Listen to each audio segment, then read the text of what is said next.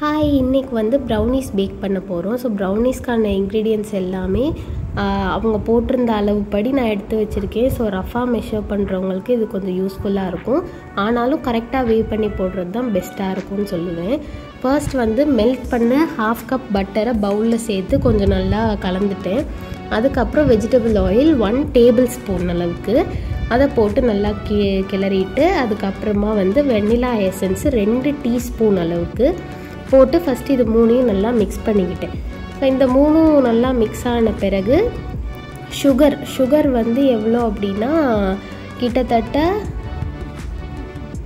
100 grams of sugar, 3/4 cup சுகரை வந்து நான் என்ன பண்ணியிருக்கேன், பவுடராக அடிச்சுட்டு அதுக்கப்புறமா கொட்டிக்கிட்டேன். ஏன்னா கொஞ்சம் சீக்கிரம் கரையுங்கிறதுக்காக. என்ன தான் வந்து நீங்கள் கரைச்சாலும் அது வந்து கிறிஸ்டலாக தான் இருக்குது. அதனால் பவுடர் பண்ணி கொட்டிட்டிங்கன்னா உங்களுக்கு ஈஸியாக இருக்கும்.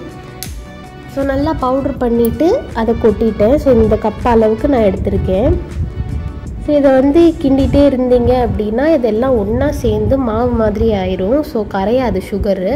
அதனால் கொஞ்சம் லைட்டாக மிக்ஸ் பண்ணிவிட்டு என்ன செய்யணுன்னா, இதுக்கப்புறம் அந்த 2 பெரிய எக்ஸை வந்து ஆட் பண்ணிடணும். லார்ஜ் எக்ஸாக இருந்தால் 2, இல்லைன்னா அதுக்கேற்ற மாதிரி ஈக்குவலண்ட்டான எக்ஸை ஆட் பண்ணிவிட்டு நல்லா அதை பீட் பண்ணி ஃபஸ்ட்டு மிக்ஸ் பண்ணோடனே அது வந்து எல்லோ கலராக இருக்குது. ஸோ எல்லோ கலராக இல்லாமல் அது கொஞ்சம் ஒயிட்டாக வர்ற அளவுக்கு மிக்ஸ் பண்ணணும். அப்ராக்சிமேட்லி 6 to 7 minutes மிக்ஸ் பண்ணணும். வேகமாக அடித்தா தான் வருமா, என்கிட்ட பீட்டர் இல்லை. அதனால் ஆளுக்கு ஒரு பக்கமாக அதை வந்து நாங்கள் பீட் பண்ணோம் கொஞ்சம் நேரம். ஸோ ரொம்ப நேரம் நல்லா பீட் பண்ணதுக்கப்புறம் ஓரளவுக்கு ப்யூர் ஒயிட்டாலாம் வரல, என்னால் முடியல. அதுக்கப்புறம் ஸோ ஒரு பேல் எல்லோ கலரில் இருக்கும்போது நான் ஸ்டாப் பண்ணிட்டேன் அதோட.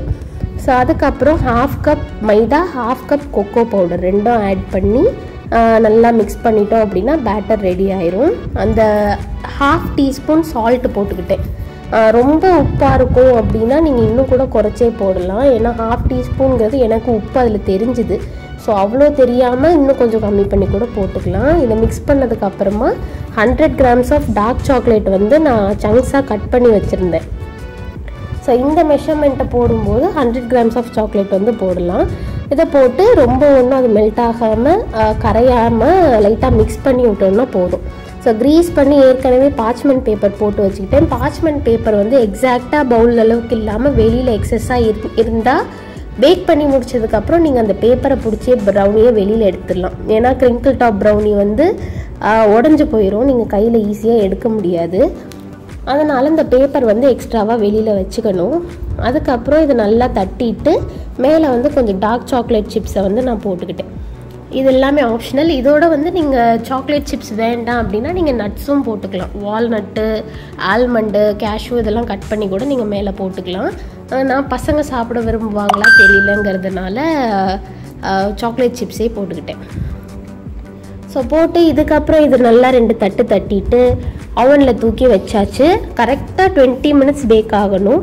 ஏன்னா இது வந்து ஆஃப் பண்ணதுக்கப்புறமுமே அந்த ஹீட்டில் குக் ஆகும்.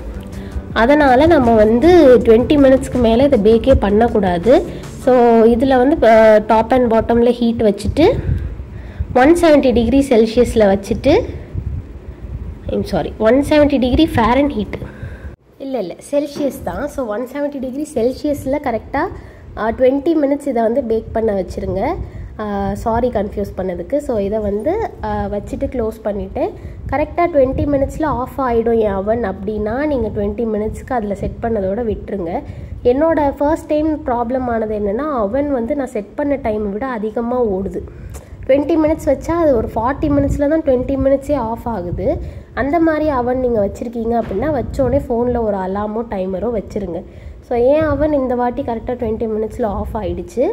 அதுக்கப்புறம் அது நல்லா 20 minutes 15 to 20 minutes நான் கூல் டவுன் ஆக விட்டுட்டேன். அதுக்கப்புறம் புஃப்னு வந்த கேக் வந்து லைட்டாக அமுங்கி அங்கங்கே இப்படி கிராக் தெரியும். இன்னொரு மிஸ்டேக் என்ன பண்ணக்கூடாதுன்னா, கத்தியை வச்சு இப்படி கட் பண்ணி ட்ராக் பண்ணாமல் கத்தி எடுத்து வச்சு கட் பண்ணணும். ஸோ கட் பண்ணிவிட்டு எடுக்கும்போது ரொம்ப டஃப்பாக தான் இருந்துச்சு. ஏன்னா அது வந்து உடஞ்சி போயிடும்.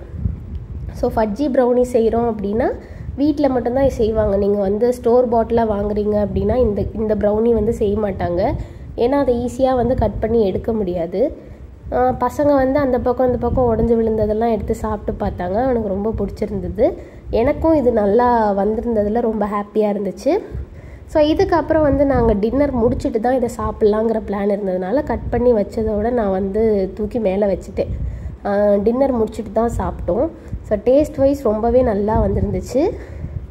இன்னொன்று, நீங்கள் செஞ்சு ஃப்ரிட்ஜ்லேயோ இதுலேயோ ஸ்டோர் பண்ணி வைக்கிறீங்க அப்படின்னா எடுத்து ஒரு 30 செகண்ட்ஸ் ஹீட் பண்ணிவிட்டு ஐஸ்கிரீமோடு வச்சு சாப்பிட்டிங்கன்னா சூப்பராக இருக்குது.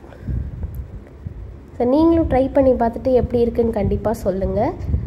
ஃபர்ஸ்ட் டைமாக நான் பேக் பண்ணது பர்ஃபெக்டாக கேக் அப்படிங்கிறத பார்க்கும்போது பர்ஃபெக்டாக பேக் பண்ணி எடுத்திருக்கேன்.